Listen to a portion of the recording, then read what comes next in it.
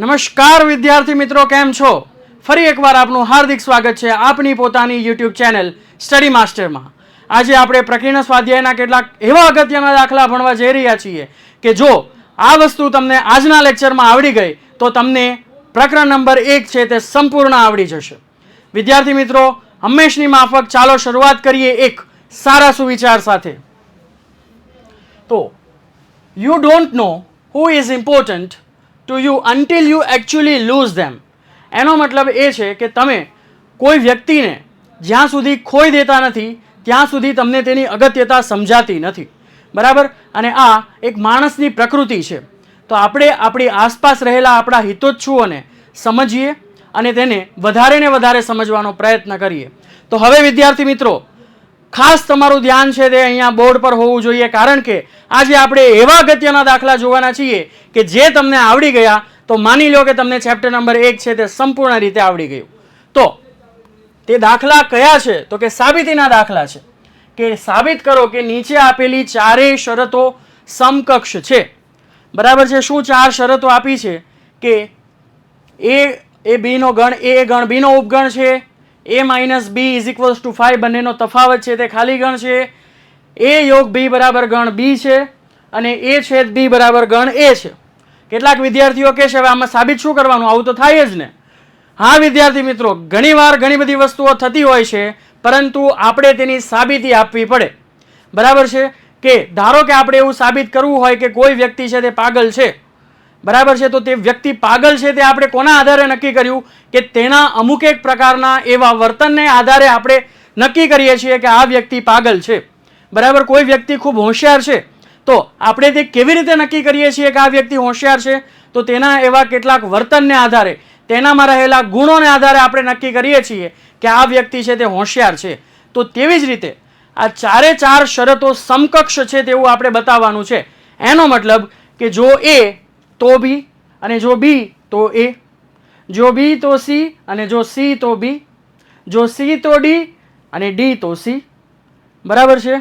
તો ઘણા વિદ્યાર્થીઓ તો માથું ખંજવાળવા માંડ્યા છે અત્યારથી જ, બરાબર છે? કે અમને કંઈ બધું ઉપરથી જાય છે, કંઈ ખબર પડતી નથી. તો જરાય મૂંઝાવાની જરૂર નથી. ચાલો, તો પહેલાં તો આપણે કરવાનું શું છે તે આપણે સમજી લઈએ, બરાબર છે? હવે આપણને શું કરવાનું છે, જ્યાં સુધી એની આપણને ખબર નહીં હોય ત્યાં સુધી આપણે કંઈ જ કરી શકીશું નહીં, બરાબર છે? જ્યારે આ ટાઈપના સાબિતીના દાખલા આપવામાં આવે છે ત્યારે તેને સાબિત કેવી રીતે કરવા, તો અહીંયા તમે જોઈ શકો છો કે નોંધ કરીને તમને આપેલું છે કે એનો અર્થ એ છે કે 1 ઇમ્પ્લાઇઝ 2. હવે આ ઇમ્પ્લાઇઝની જે નિશાની છે તેનાથી આપણે અજાણ નથી, બરાબર? આ નિશાની શું છે? તો કે જો અને તોની નિશાની છે, ઇમ્પ્લિકેશન, બરાબર છે? કે જો 1 તો 2, જો 2 તો 1, બરાબર છે? એટલે કે જ્યારે આપણે કોઈ પણ બે ગણને સમાન ગણ આપણે બતાવવા હોય તો આપણે શું બતાવીએ છીએ? કે ગણ એ ગણ બી નો ઉપગણ છે અને ગણ બી એ ગણ એ નો ઉપગણ છે. જો આવું થતું હોય તો આપણે કહી શકીએ કે બંને ગણ છે તે સમાન ગણ છે. તો અહીંયા તેવી જ રીતે જ્યારે 1 ઇમ્પ્લાઇઝ 2 થાય અને 2 ઇમ્પ્લાઇઝ 1 થાય ત્યારે આપણે કહી શકીએ કે શરત 1 અને શરત 2 તે બંને એકબીજાને સમકક્ષ શરત છે, રાઈટ? તો પહેલી વસ્તુ જે આપણે સાબિત કરવાના છીએ એ છે કે આપણે પહેલા તો માની લઈશું કે જો વરસાદ પડે તો રસ્તા ભીના થાય, બરાબર? જરૂરી નથી કે વરસાદ પડે તો જ રસ્તા ભીના થાય. કોઈક પાણીની ડોલ છાંટી દે રસ્તા રોડ ઉપર તો પણ રોડ છે તે ભીનો થાય, બરાબર છે? પણ રોડ ભીનો થવા માટે કોઈક પ્રવાહીનું તેના પર પડવું આવશ્યક છે, રાઈટ? તેવી જ રીતે અહીંયા જો 1 તો 2 નો મતલબ શું થાય છે? કે જો આ થતું હોય તો આ થશે, તેવું આપણે સાબિત કરવાનું છે. ફરી એકવાર વિદ્યાર્થી મિત્રો, અહીંયા હું તમને લખીને બતાવું કે જેથી કરીને તમારા મગજમાં કોઈ પણ પ્રકારની કન્ફ્યુઝન રહે નહીં, બરાબર છે? જો 1 તો 2, એનો મતલબ એવો થયો કે આ વસ્તુ છે વિધાન 1 છે તે આપેલ છે અને જે આ વિધાન 2 છે તેને આપણે શું કરીશું? તો કે સાબિત કરીશું, બરાબર છે? આની આપણે સાબિતી આપવાની છે કે જો 1 તો 2 અને તેવી જ રીતે જો 2 તો 1. તો એની માટે સૌથી પહેલું કામ શું કરીએ? કે જો 1 એનો મતલબ કે એક નંબરમાં જે વિધાન છે તે આપણને આપી દીધેલું છે, એનો મતલબ કે એ ગણ બી નો ઉપગણ છે તે આપણી પાસે છે, તો કે હા છે. માટે ધારો કે A is subset of B. A is subset of B. વિદ્યાર્થી મિત્રો, આનો મતલબ શું થાય કે ગણ એના તમામ સભ્યો ગણ બી માં આવેલા છે, તો કે હા સાહેબ એવું જ થાય.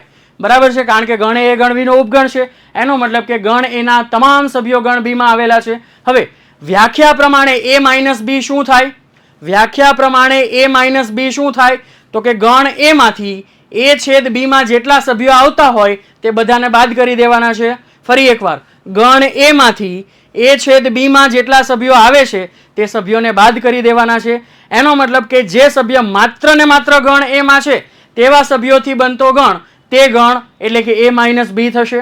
તો અહીંયા તમે જોઈ શકો છો કે ગણ એ ગણ બી નો ઉપગણ છે. એનો મતલબ કે ગણ એના તો તમામે તમામ સભ્યો છે તે ગણ બી માં આવી ગયા છે. તો શું તમને કોઈક એવો સભ્ય મળશે કે જે A છેદ બી માં આવશે? તો કે આખે આખો ગણ એ છે એ છેદ બી માં આવી જવાનો છે.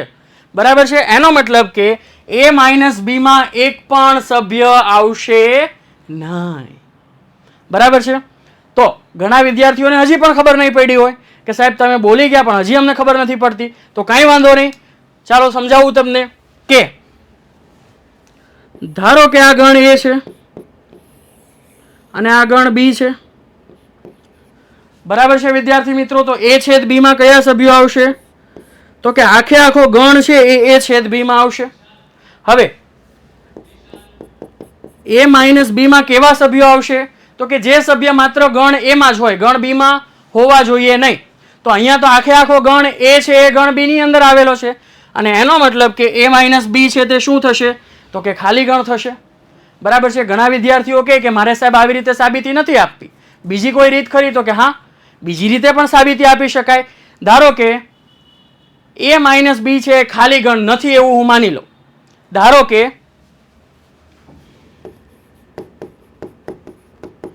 A માઇનસ બી છે તે ખાલી ગણ નથી એવું માની લઈએ.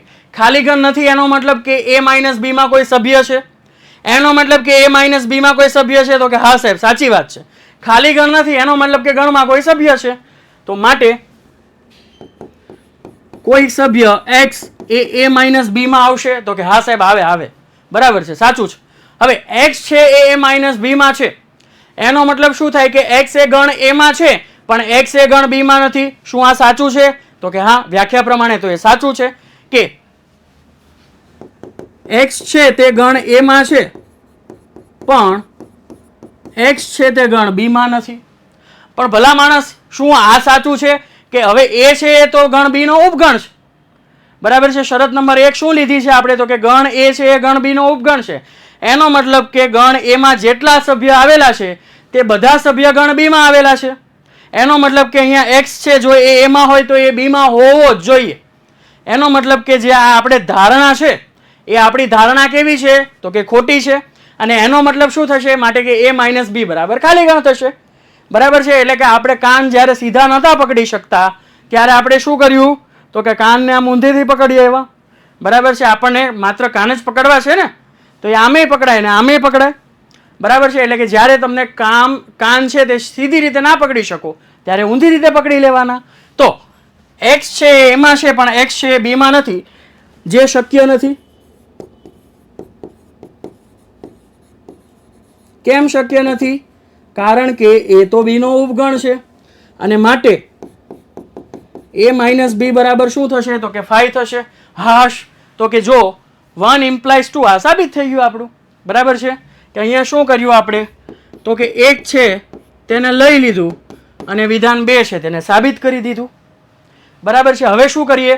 તો કે હવે વિધાન 2 ને આપણે લઈએ અને વિધાન 1 ને સાબિત કરી દઈએ. એનો મતલબ કે હવે આપણે શું સાબિત કરવું છે? તો કે 2 ઇમ્પ્લાઇઝ 1 સાબિત કરવું છે. એટલે કે જો 2 તો 1.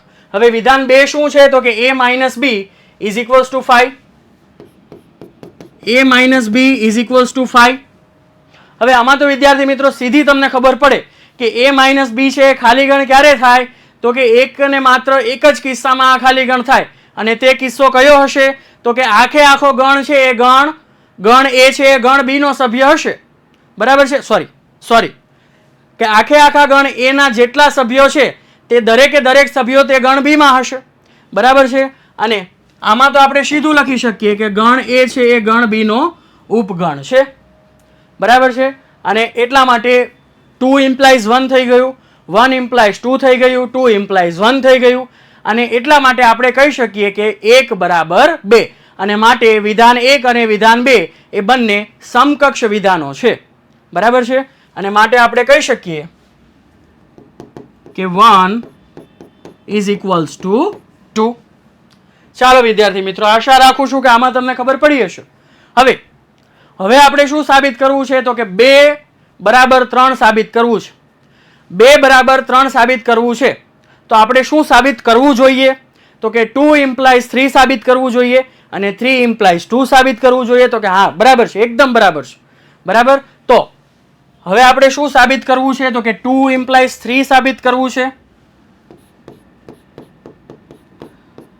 2 ઇમ્પ્લાઇઝ 3 સાબિત કરવું છે. પણ 2 અને 1 એ બંને વિધાનો કેવા છે? સમકક્ષ વિધાનો છે. એટલે કે 1 ની જગ્યાએ હું 2 નો ઉપયોગ કરી શકું અને તેવી જ રીતે 2 ની જગ્યાએ હું 1 નો ઉપયોગ કરી શકું. એનો મતલબ કે 2 ઇમ્પ્લાઇઝ 3 સાબિત કરવું એ કોના બરાબર થશે? તો કે 1 ઇમ્પ્લાઇઝ 3 સાબિત કરવા બરાબર જ થશે. તો કે હા સાહેબ, એકદમ સાચી વાત છે. બરાબર છે. તો હવે આપણે સાબિત કરવાનું છે 1 ઇમ્પ્લાઇઝ 3. એનો મતલબ જો 1 તો 3, જો 1 તો 3. તો ચાલો સાબિત કરીએ. તો હવે આપણે શું સાબિત કરવાનું છે? તો કે એ બી નો ઉપગણ છે. હવે આપણે લઈ લઈશું. તો કે ગણ એ ગણ બી નો ઉપગણ છે. જો ગણ એ ગણ બી નો ઉપગણ હોય તો હવે આપણે શું સાબિત કરવું છે? પહેલા તો આપણે સાબિત કરવાનું છે a યોગ b બરાબર b સાબિત કરવું છે. બરાબર છે. તો પહેલા એક વસ્તુ આપણે નોંધી લઈએ. શું નોંધવું છે? તો કે જો ગણ એ ગણ બી નો ઉપગણ હોય અને ગણ બી એ ગણ એ નો ઉપગણ હોય તો આપણે શું કહી શકીએ? તો કે a બરાબર b થાય. બરાબર છે. તો આપણે અહીંયા શું સાબિત કરવું છે? તો કે a યોગ b બરાબર b સાબિત કરવું છે. તો કે આપણે એવું સાબિત કરીએ કે a યોગ b એ ગણ b નો ઉપગણ છે અને b એ ગણ a યોગ b નો ઉપગણ છે. તો એ પૂરતું છે. તો કે હા સાહેબ, એકદમ સાચી વાત છે. તો હવે આપણને અહીંયા શું આપ્યું છે? તો કે ગણ એ ગણ બી નો ઉપગણ છે. બરાબર છે.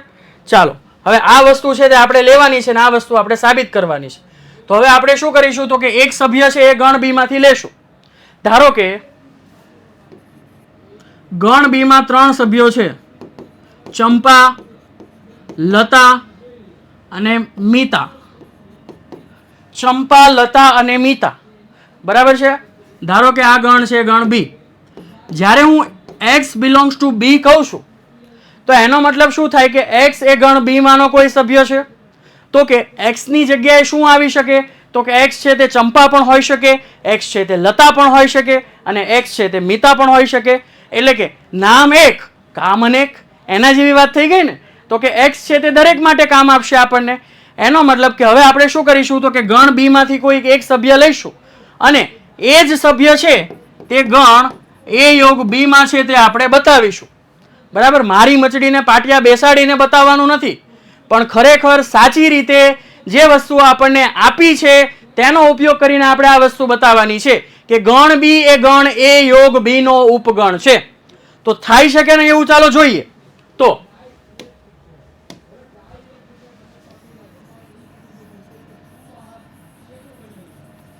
તો આપણે શું કરીએ? તો કે ગણ બી માં કોઈક એક સભ્ય લઈએ. ધારો કે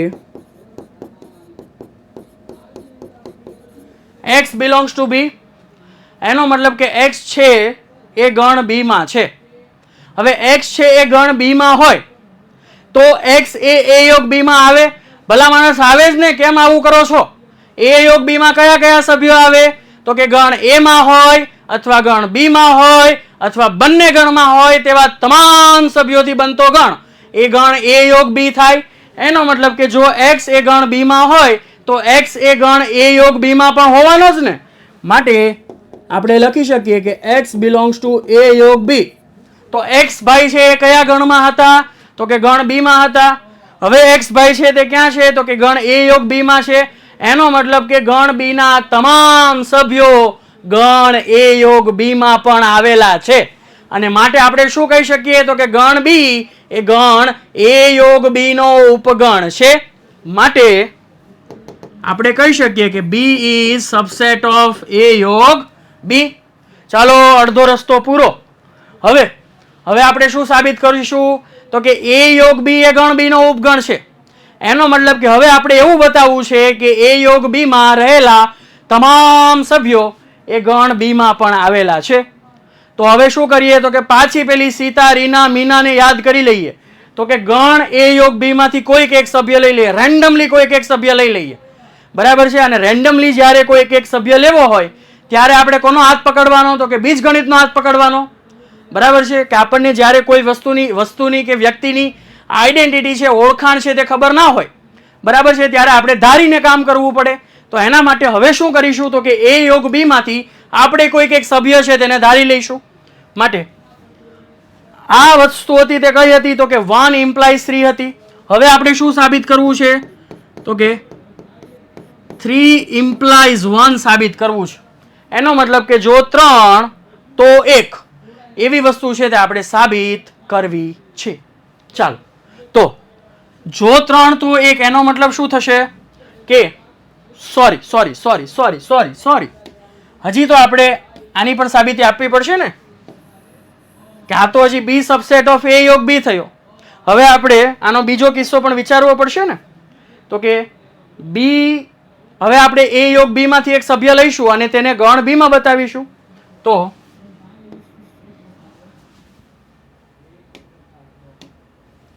ધારો કે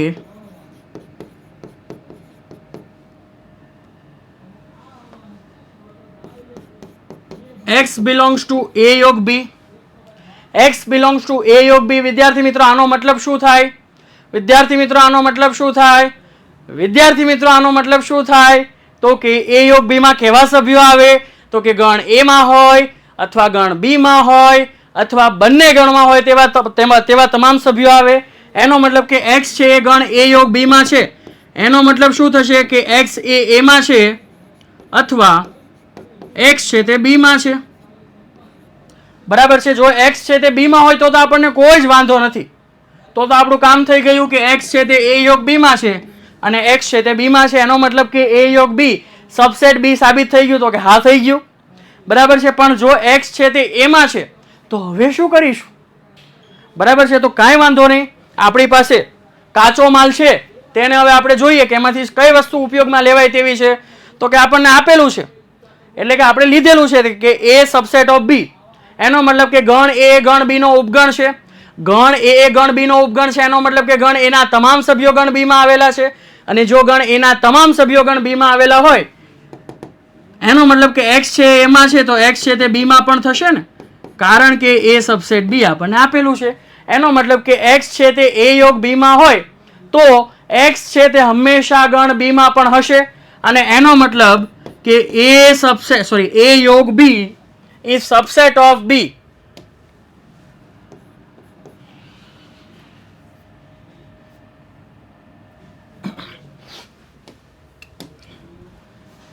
a યોગ b is subset of b. ચાલો થઈ ગયું કે a યોગ b એ ગણ b નો ઉપગણ છે અને b એ ગણ a યોગ b નો ઉપગણ છે.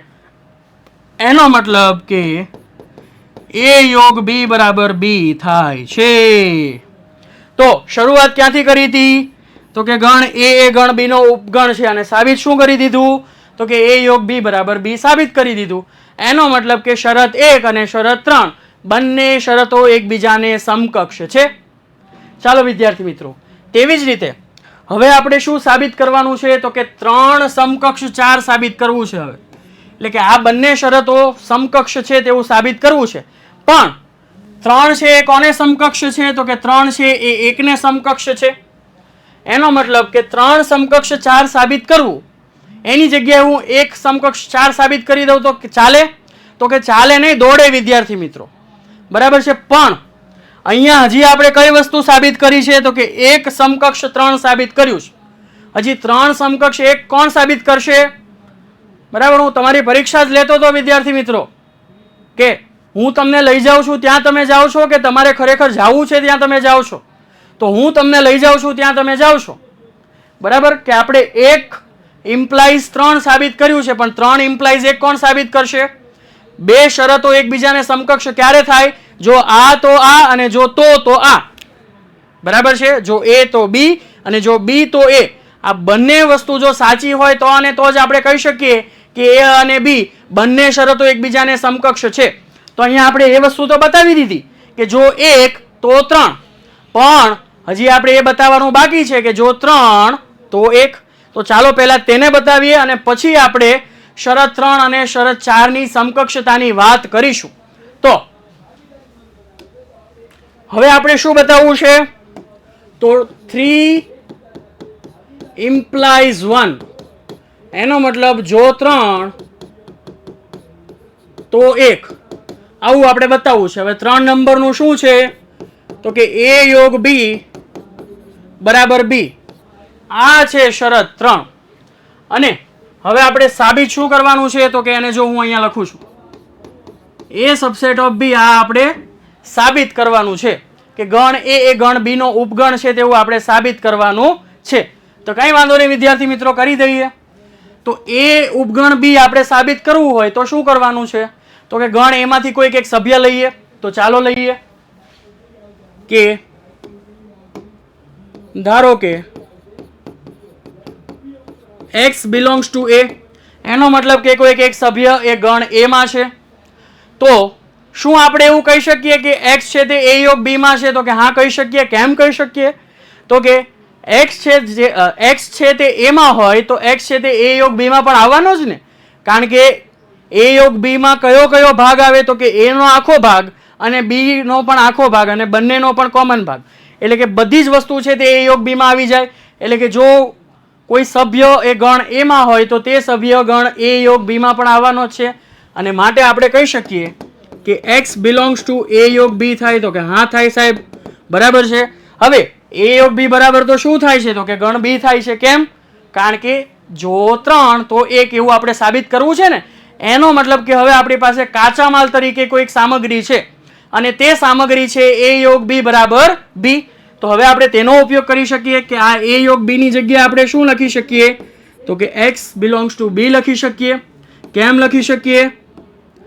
કારણ કે a યોગ b બરાબર b આપણને આપેલું છે એટલે લખી શકીએ. અને હવે તમે જોઈ શકો છો કે સભ્ય x છે તે a માં હતો અને સભ્ય x છે તે b માં પણ છે.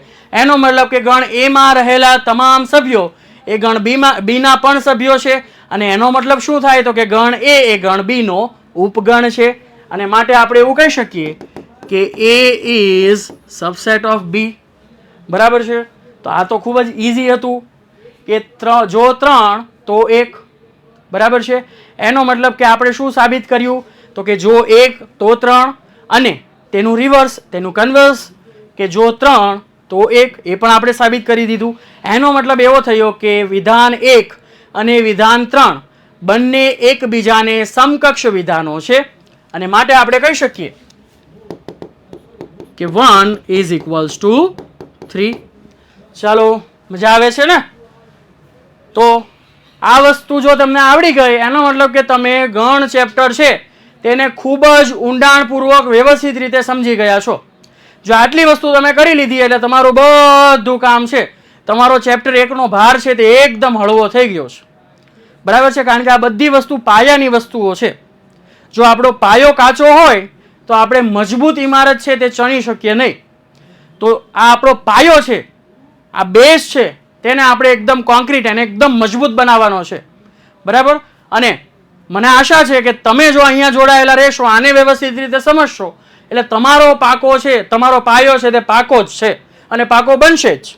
બરાબર. હવે ચોથી વસ્તુ જે આપણે બતાવવાની છે તે શું છે તો કે વિધાન 3 સમકક્ષ વિધાન 4. એટલે કે વિધાન 3 બરાબર વિધાન 4 આપણે બતાવવું છે. તો એના માટે આપણે શું બતાવી શકીએ તો કે 3 implies 4 અને 4 implies 3 બતાવી શકીએ. પણ 3 છે એ કોને સમકક્ષ છે? તો આપણે હમણાં જ જોયું કે 3 છે તે 1 ને સમકક્ષ છે. એનો મતલબ કે જો આપણે આવું બતાવવું હોય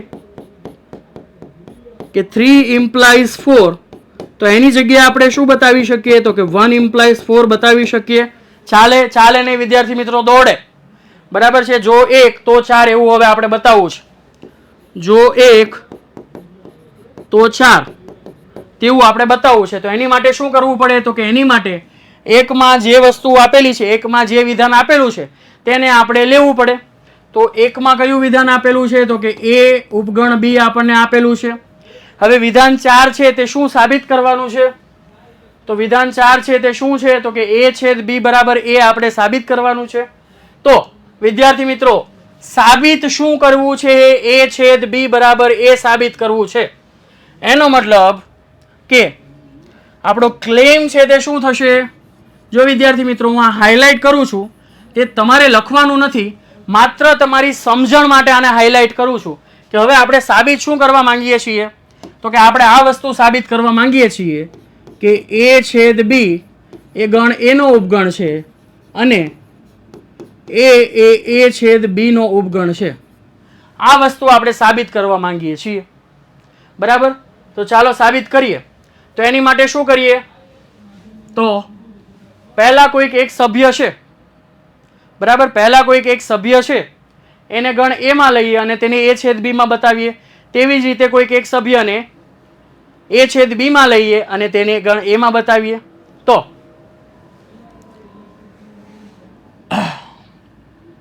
તો શું થશે? તો કે ધારો કે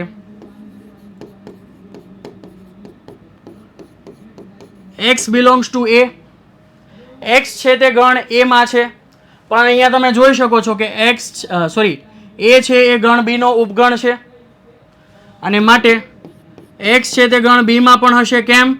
કારણ કે ગણ a એ ગણ b નો ઉપગણ છે. બરાબર છે? x છે તે a માં છે અને x છે તે b માં છે. એનો મતલબ કે x છે તે a છેદ b માં પણ આવશે.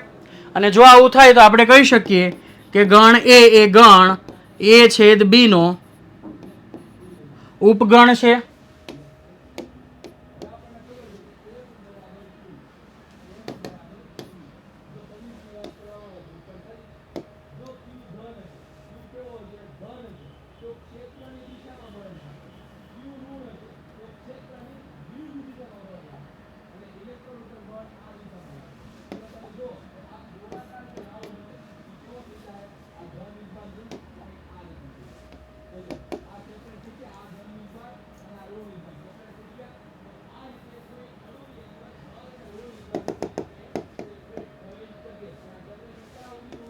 હા વિદ્યાર્થી મિત્રો, તો આનો મતલબ શું થશે કે a એ ગણ a છેદ b નો ઉપગણ છે? તો કે હા થશે. બરાબર? માટે a is subset of a છેદ b થશે. તો કે હા થશે. બરાબર? સમસ્યાઓ તો આવતી જ રહેવાની છે. બરાબર? સમસ્યાથી કદી હારી જવાનું નથી. જે વસ્તુ થાય છે, જે વસ્તુ ઉદ્ભવ થાય છે તેનો અંત પણ થાય જ છે. બરાબર? તેનો સમય છે તે વધારે હોઈ શકે, કોઈક વસ્તુ છે તે ઓછા સમયમાં જતી રહેશે, પણ જે ઉદ્ભવે છે તેનો અંત થવો એ ફિક્સ છે. બરાબર? હમણાં આપણે અહીંયા એક ટેકનિકલ સમસ્યા છે તે ઉદ્ભવી, પણ તેનો અંત પણ આવી ગયો. તો ચાલો વિદ્યાર્થી મિત્રો, ફરી પાછા આપણે આપણા મુખ્ય કામ પર આવી જઈએ. તો કે ફરી એકવાર હું તમને કહી દઉં કે આપણે શું બતાવવું છે? તો કે a છેદ b સબસેટ ઓફ a બતાવવું છે અને a સબસેટ ઓફ a છેદ b બતાવવું છે. કેવી રીતે બતાવવું છે? તો કે a ઉપગણ b નો ઉપયોગ કરીને આપણે બતાવવું છે. તો હવે આપણે શું કર્યું? તો કે ગણ a માંથી કોઈક એક સભ્ય લીધો. હવે જો ગણમાંથી કોઈક જો ગણ a માંથી કોઈક એક સભ્ય x લીધો, તો શું એ સભ્ય ગણ b માં આવવાનો છે? તો કે હા આવવાનો છે. કેમ આવવાનો છે? તો કે આપણી પાસે જે કાચો માલ છે તેમાં આપણને કીધું છે કે a સબસેટ b, એનો મતલબ કે ગણ a એ ગણ b નો ઉપગણ છે. એનો મતલબ કે x છે તે a માં પણ છે, x છે તે b માં પણ છે. એનો મતલબ કે ગણ a ના તમામ સભ્યો ગણ b માં આવેલા છે. અને જો એવું થતું હોય તો a છેદ b માં x છે તે a છેદ b માં પણ આવશે. અને માટે આપણે એવું કહી શકીએ કે a એ ગણ a છેદ b નો ઉપગણ છે. કહી શકીએ. ચાલો, તેવી જ રીતે હવે આપણે આનું કન્વર્સ, એટલે કે હવે આપણે શું કરશું? તો કે ધારી લઈશું, ધારો કે x belongs to a છેદ b, હવે આપણે એ છેદ બી માંથી કોઈક એક સભ્ય લઈશું.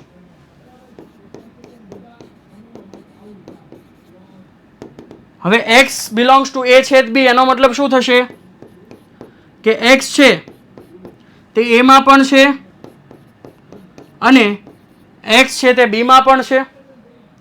બરાબર, x છે તે a માં પણ છે અને x છે તે b માં પણ છે. બરાબર, અને માટે a છેદ b સબસેટ ઓફ a થશે, તો કે હા થશે. જે સભ્ય a છેદ b માં આવેલો છે તે સભ્ય a માં તો આવવાનો જ છે ને વિદ્યાર્થી મિત્રો. બરાબર, એક મોટો કૂવો હોય અને તેની અંદર એક નાનું એવું કાણું હોય તો જે નાના કાણામાં હોય તે કૂવામાં આવવાનું જ છે ને. તેવી રીતે a છેદ b માં જો કોઈ વસ્તુ હોય તો તે ગણ a માં આવવાની જ છે. એનો મતલબ કે a એ ગણ a છેદ b નો ઉપગણ છે અને a છેદ b એ ગણ a નો ઉપગણ છે, અને માટે આપણે કહી શકીએ કે a અને a છેદ b આ બંને ગણ કેવા છે તો કે સમાન ગણ છે. રાઈટ, તો આ વસ્તુ શું સાબિત થઈ તો કે 1 તો 4 સાબિત થયું. હવે છેલ્લી વસ્તુ જે આપણે સાબિત કરવાની છે તે છે જો 4 તો 1, જો 4 તો 1. એનો મતલબ કે ચોથા વિધાનની અંદર જે આપણને આપેલું છે તેનો હવે આપણે કાચા માલ તરીકે ઉપયોગ કરવાનો છે અને વિધાન 1 એટલે કે a ઉપગણ b ને આપણે સાબિત કરવાનું છે. તો હવે આપણે શું સાબિત કરીશું કે 4 ઇમ્પ્લાઇઝ 1, એનો મતલબ જો 4 તો 1 એવું સાબિત કરીશું. અને એના માટે આપણે શું કરીશું તો કે 4 ની અંદર જે આપેલું છે એટલે કે a છેદ b બરાબર a ને આપણે લઈ લઈશું અને આપણે એવું બતાવીશું કે ગણ a એ ગણ b નો ઉપગણ છે. હવે આપણે શું બતાવવું છે તો એને હાઇલાઇટ કરી લઉં. જે વસ્તુ આપણે બતાવવી છે તેને હાઇલાઇટ કરી લઉં. બરાબર, તો કે આપણે બતાવવું છે a સબસેટ ઓફ b, આવું આપણે બતાવવું છે. એનો મતલબ કે હવે હું શું કરીશ તો કે ધારો કે x બિલોંગ્સ ટુ a થશે. x છે એ a માં આવેલો છે એવું થશે. હવે જો x છે તે a માં હોય તો a કોને બરાબર છે તો કે a છેદ b ને બરાબર છે. માટે x છે તે a છેદ b માં આવશે એટલે કે બંનેના છેદગણમાં આવશે. બંનેના છેદગણમાં છે એનો મતલબ શું થશે કે x છે તે a માં પણ છે અને x છે તે b માં પણ છે. એનો મતલબ કે x છે તે a માં છે અને તે x છે તે b માં છે. એનો મતલબ કે ગણ a ના તમામ સભ્યો ગણ b માં આવેલા છે અને માટે આપણે શું કહી શકીએ તો કે a એ ગણ b નો ઉપગણ છે. અને અહીંયા આપણું કામ છે તે પૂર્ણ થયું. કામ પૂર્ણ. બરાબર છે. તો આશા રાખું છું વિદ્યાર્થી મિત્રો તમને દરેકને મજા આવી હશે. બરાબર, આવી સાબિતીના દાખલા આવે તો મને તો ખૂબ ગમે. તમને ગમે છે કે નહીં તે તમે કોમેન્ટમાં જવાબ આપો. બરાબર, જ્યારે આવા સાબિતીના દાખલા આવે તેને જો આપણે તાર્કિક રીતે ખરેખર સમજીએ તો આપણને ખૂબ જ આનંદ આવે. બરાબર, ઘણા તમે વિદ્યાર્થી મિત્રો તમે આ વસ્તુ નોટિસ કરી છે કે નહીં તે મને ખબર નથી.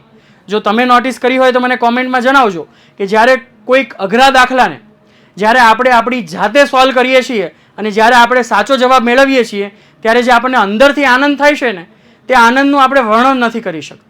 તો આ વસ્તુ છે તે એવાની જ એક છે કે આ દાખલો છે તે આપણને જોતા ખૂબ અઘરો લાગે, પરંતુ જો આપણે કોન્સેપ્ટ વાઇઝ એકદમ ક્લિયર હોઈએ તો આ વસ્તુ છે તે ખૂબ સરળ છે. બરાબર, કે જો આ તો આ, જો આ તો આ, જો આ તો આ, જો આ તો આ. બરાબર, જે આપેલું છે તેનો ઉપયોગ કરો અને જે બતાવવાનું છે તેને સાબિત કરો. ચાલો વિદ્યાર્થી મિત્રો આગળનો પ્રશ્ન જોઈએ.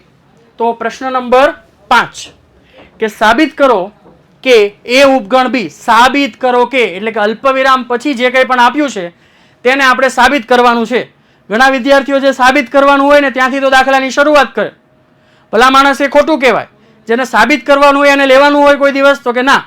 તો કઈ વસ્તુ આપણે લઈ શકીએ તો કે સાબિત કરો કે પછી જે અલ્પવિરામની પહેલા જે કંઈ પણ મુદ્દા માલ આપણને આપેલો છે તેનો ઉપયોગ કરીને આપણે આની સાબિતી આપવાની છે. તો આપણી પાસે શું છે કાચો માલ તરીકે શું છે તો કે a સબસેટ b. આ આપણી પાસે છે કાચો માલ. બરાબર, રો પ્રોડક્ટ છે અથવા કાચો માલ લખીએ. બરાબર, ઘણા વિદ્યાર્થીઓ કહેશે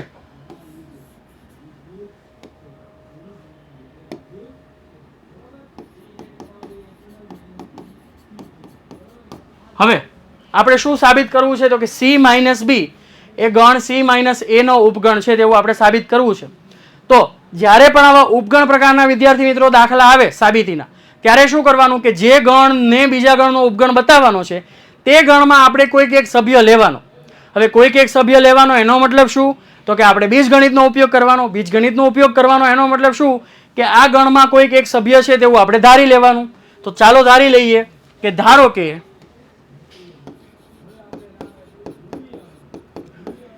x belongs to c minus b. x belongs to c minus b એનો મતલબ શું થશે કે સભ્ય x છે તે તફાવત ગણ c minus b માં આવેલો છે. હવે તફાવત ગણ c minus b નો મતલબ શું થાય તો કે જે સભ્ય ગણ c માં આવેલા હોય પણ ગણ b માં ન આવેલા હોય. એનો મતલબ કે આ x જે છે તે ગણ c માં છે પણ ગણ b માં નથી. બરાબર, x છે તે ગણ c માં છે પરંતુ x does not belongs to b. એનો મતલબ કે x છે તે ગણ b માં નથી. હવે વિદ્યાર્થી મિત્રો આપણને અહીંયા શું આપ્યું છે તો કે a છે એ ગણ b નો ઉપગણ છે. a છે એ ગણ b નો ઉપગણ છે એનો મતલબ કે ગણ a ના તમામ સભ્યો તે ગણ b માં આવેલા છે. એટલે કે વેન આકૃતિ સ્વરૂપે જો આને આપણે જોઈએ તો આવી વાત છે તો કે આ a છે આ b છે. બરાબર, હવે કોઈ વસ્તુ છે તે આ b ની અંદર જ આવેલી નથી તો શું તે a માં આવવાની તો કે ના. જે વસ્તુ કૂવામાં જ નથી તે હવેડામાં કેવી રીતે આવે તો કે બિલકુલ ના આવે. બરાબર, એટલે કે જે વસ્તુ b માં જ નથી તે b ના બચ્ચામાં આવે તો કે ના આવે. બરાબર, એનો મતલબ કે x છે તે b માં નથી. તેનો સીધો મતલબ એવો આપણે કરી શકીએ કે x છે તે a માં પણ નથી તો કે હા કરી શકીએ.